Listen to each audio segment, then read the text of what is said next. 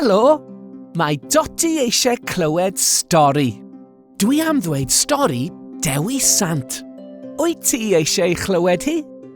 Mae Cymru yn dathlu dydd Gŵyl Dewi ar Fawrth y cyntaf pob blwyddyn. Ond pwy oedd Dewi?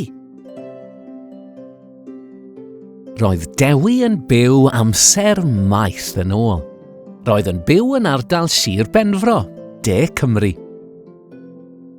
Ers iddo fod yn blentyn bach, roedd Dewi eisiau bod yn fynach.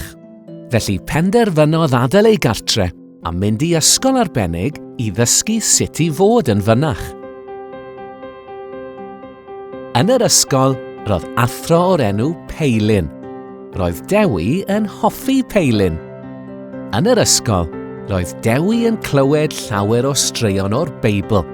Roedd Dewi yn hoffi rhannu'r straeon yma gyda phobl o amgylch Cymru. Mae yna stori fod Dewi wedi mynd i siarad gyda llawer o bobl yn Llan Ddewi Brefi.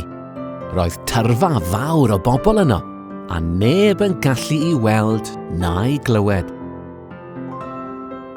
Mwyn i bobl glywed ei neges, fe safodd Dewi ar hances fach wen, ac yn sydyn, fe gododd y tir o'i dano a chodi Dewi yn uwch. Roedd pawb yn gallu ei weld a'i glywed.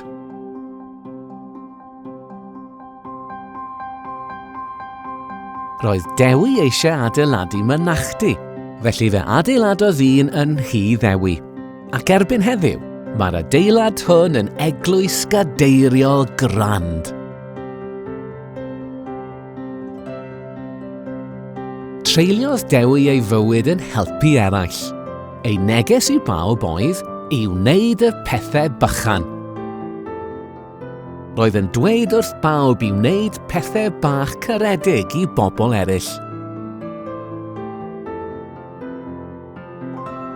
Roedd yn gwneud pethau bach i helpu pobl fel tyfu llysiau i fwydo, neu wrando ar broblemau, a rhannu negeseuon caredig.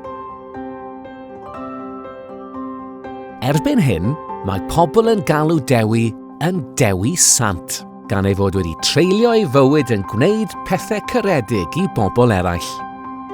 Bu farw Dewi ar Fawrth y cyntaf, a heddiw mae Cymru yn dathlu dydd Gŵyl Dewi i gofio amdano.